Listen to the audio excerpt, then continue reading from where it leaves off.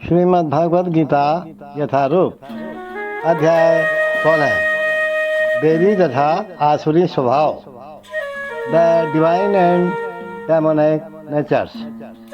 श्लोक 23। अब आगे भगवान अर्जुन को और अर्जुन के माध्यम से हम सबको ये बताना चाह रहे हैं इस श्लोक में कि जो शास्त्रों के आदेशों का पालन नहीं करता है, अपने आप काम करता है मनमाने ढंग से, उसका क्या होता है। तो सुनिए महाराज, श्लोक 23। ये शास्त्र विधि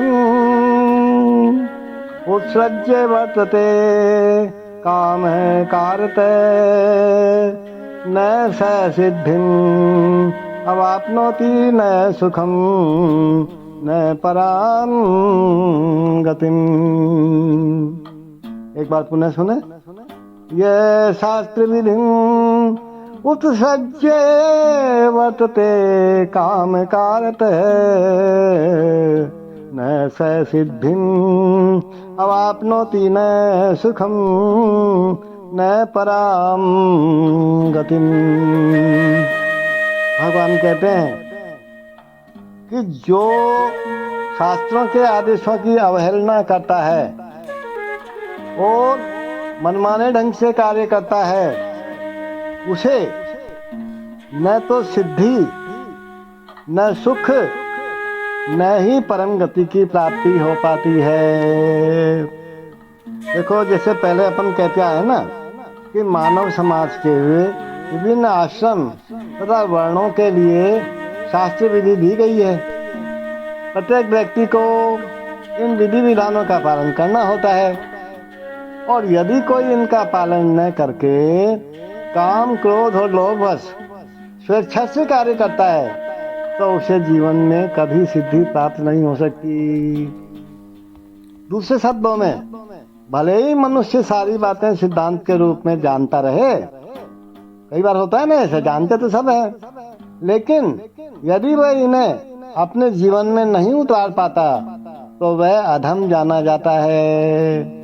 मनुष्य योनि में जीव से आशा की जाती है कि वह बुद्धिमान बने और सर्वोच्च पद तक जीवन को ले जाने वाले विधानों का पालन करे, लेकिन यदि वह इनका पालन नहीं करता तो उसका अधः पतन हो जाता है। लेकिन फिर भी जो विधि विधानों तथा नैतिक सिद्धांतों का पालन करता है किंतु अंततः अथवा परमेश्वर को समझ नहीं पाता, तो उसका सारा ज्ञान व्यर्थ चला जाता है। और यदि वह ईश्वर के अस्तित्व को मान भी ले, लेकिन भगवान की सेवा नहीं करता, तो भी उसके प्रयास निष्फल हो जाते हैं। अतएव मनुष्य को चाहिए कि अपने आप को कृष्ण भावना व्रत तक तथा भक्ति के पद तक ऊपर ले जाए, तभी वह परम सिद्ध अवस्था को प्राप्त कर सकता है, अन्यथा नहीं। देखो, यहाँ पे एक शब्द है काम है कारत, ये बहुत सार्थक है।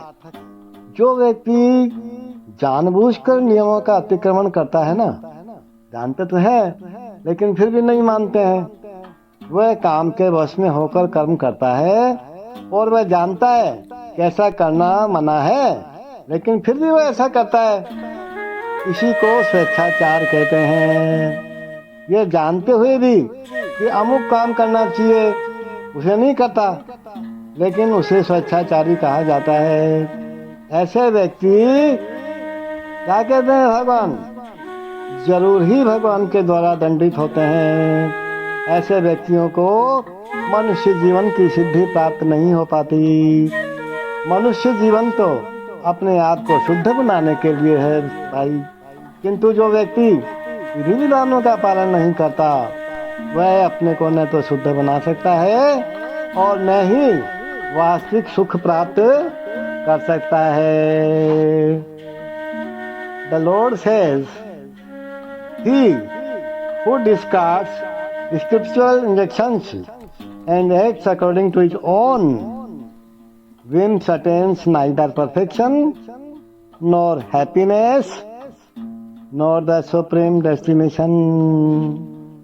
As described before, the Shastra Vidhi or the direction of the Shastra is given to the different castes and orders of human society. Everyone is expected to follow these rules and regulations. If one does not follow them and acts whimsically according to his lust, greed, and desire, then he never will be perfect in his life. In other words, a man may theoretically know all these things, but if he does not apply them in his own life, then he is to be known as the lowest of mankind. In the human form of life, a living entity is expected to be sane and to follow the regulations given for elevating his life to the highest platform.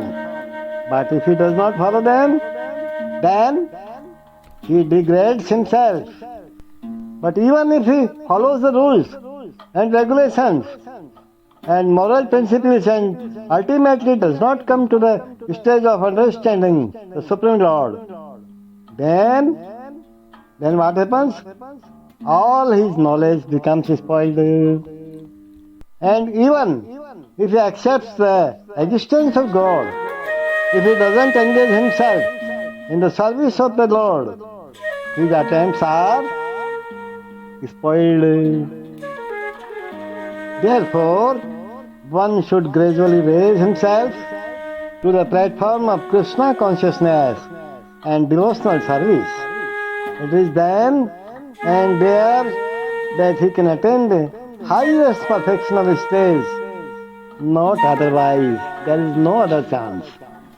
The human life is especially meant for purifying one's existence. And one who doesn't follow the rules and regulations cannot purify himself, nor can he attain the real stage of happiness. He cannot attain the real stage of happiness without following the rules and regulations which are described in our Vedic literature. Hare Krishna, Hare Krishna.